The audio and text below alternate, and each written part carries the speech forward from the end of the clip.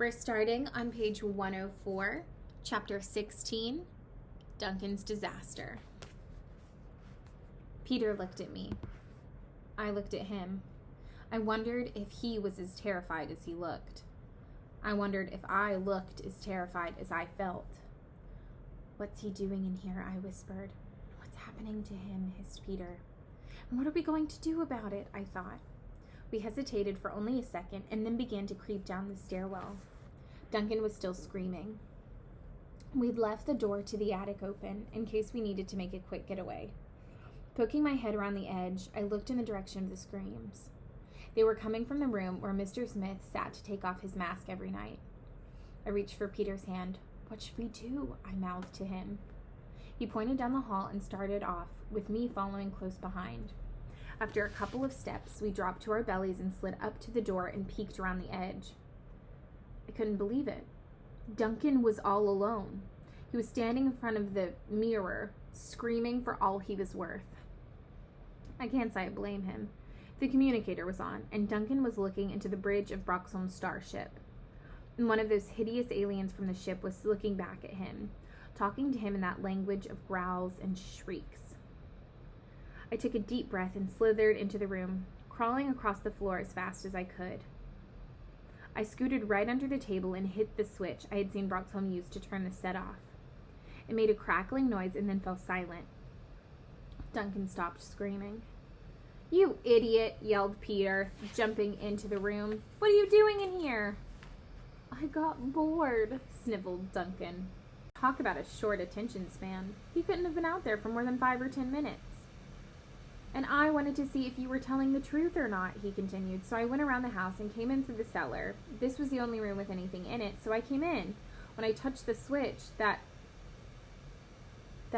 thing showed up and started growling at me." Duncan was blubbering now, with big tears cutting clean paths down his dirty face. He turned to me and said, "Is that what Mr. Smith really looks like?" I nodded my head. Duncan's eyes rolled back in his head, and he fainted. By the time we got him on his feet and out of the house, I only had 10 minutes to get back to school. "Maybe I shouldn't go back," I said. Peter shook his head. "You have to. We can't afford to be more suspicious than we already are. Anyway, I don't think the aliens actually saw you. At least not your face. You stayed down low enough." "What about me?" blubbered Duncan. "What about me?" Peter hesitated. "You'll have to hide out at my house," he said. "It's the last place anyone would think to look for you. If you stay there, you may be safe. Get going, Susan. You've got to get back to school as soon as possible. Don't worry about the pictures. I'll take care of that. Just move." I hopped on my bike and headed for school. By riding extra hard, I got there just about the time my lesson was supposed to be ending, but I was all hot and sweaty when I sneaked back in. Even worse, I ran into Mr. Bamwick the moment I walked through the door. He was furious. "Susan, where have you been?" he shouted. "I've spent the last 40 minutes waiting for you. We've got a concert in 2 days, and my star soloist can't even show up for her lesson." I did the only thing I could think of. I started to cry. It wasn't hard to do, since I was on the edge of tears anyway. "I'm sorry, Mr. Bamwick," I sobbed. "I'm just so frightened I couldn't come to my lesson." Wow, so far so good. I was actually managing to tell him something that was pretty close to the truth. But then I felt bad, because Mr. Bamwick, who is really a good guy, got upset about scaring me and started apologizing for putting me under so much pressure. In the end, it worked out better than I could have imagined. Mr. Bamwick went to Mr. Smith and explained that there had been a problem with my lesson, and since we had this important concert coming up, would it be possible for him to keep me for a little while longer, and so on. It was great. I had a real excuse, and I even got to work on my solo. Back in class, things were pretty quiet, until just before the end of the day, when Mike Ferran started throwing spitballs at Stacy. I wondered if the two of them weren't actually enjoying themselves. After all, they had been so well behaved for the last several years that maybe this was the perfect chance for them to let off a little steam. But it wasn't Stacy and Michael who were asked to stay after school that day. No, that honor was reserved for yours truly. I was sitting at my desk, thinking that maybe we had actually gotten away with our little photo session, when Mr. Smith walked up to me and said, "Miss Simmons, I want you to stay after school. I need to talk to you." It was amazing how two such simple sentences could teach me whole new levels of fear. Chapter 17, Teacher Conference. The other kids had left. I was alone with the alien. At least Stacy had lingered at the door for a few minutes until Mr. Smith turned to her and said, "It's time for you to go, Miss Benoit. I want to speak to Miss Simmons in private." Stacy looked at me with an expression that said, "I tried." Then she hurried away. Roxholm/Smith walked over and straddled the chair in the front of my desk. He leaned toward me. "I know what you did today," he said. "Oh," was all I could manage. I felt as if someone had dropped an ice cube into my heart. The worst thing was I couldn't even be sure what he meant. Did he know I had skipped my piccolo lesson, or did he know I had been inside his house? I looked at the door and wondered if I would ever go through it as a living person again. "Well," said Broxholm. "I'm sorry," I whispered. It was about all my voice was good for at this point. It was also just as vague as his first statement. I wasn't about to say what I was sorry for. Broxholm looked at me. "I don't understand why you dislike me so much, Susan," he said. "I'm just trying to do what is right for this class. Yet you've been hostile to me from the moment I walked through the door." What an actor. I wondered if I would ever be that good. It was amazing how he was still pretending to be just a teacher who was having trouble with one of his students. Suddenly he rose and crossed the room to close the door. "Now," he said, sitting down in front of me again. "Let's be honest with each other, shall we, Miss Simmons?" Should I say something? Should I tell him I knew his secret?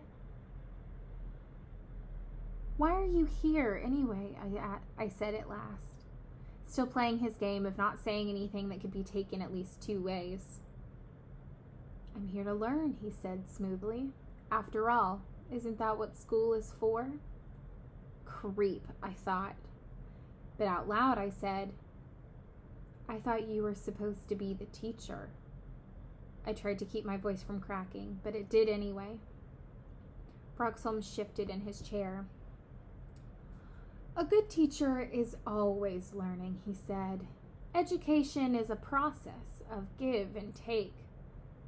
I have to take certain things in order to learn. Look at all I've taken from this class already. I've taken a lot of nonsense, taken a lot of snottiness." Suddenly he turned and looked directly at me.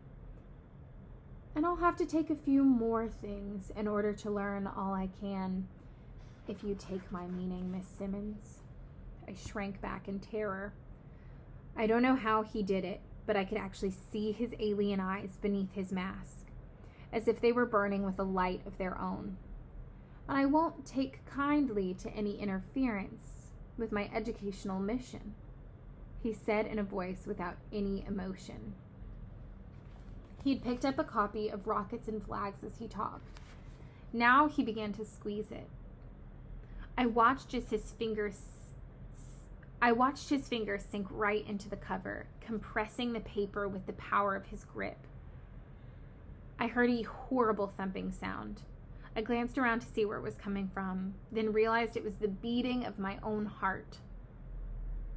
"The universe is a very big place, Susan," said Broxholm gently. He dropped the book. His fingers had left dents half an inch deep in the cover. If only I could get the book out of there, I could finally have proof of what he was. But of course he had no intention of letting me have the book. He picked it up and carried it to his briefcase. "A very big place indeed," he said. "And there are more things going on in it than you can possibly imagine. It's important to learn all we can. Otherwise, terrible things can happen. Terrible things. That's my job, to prevent terrible things. Can you understand that, Miss Simmons?" I shook my head.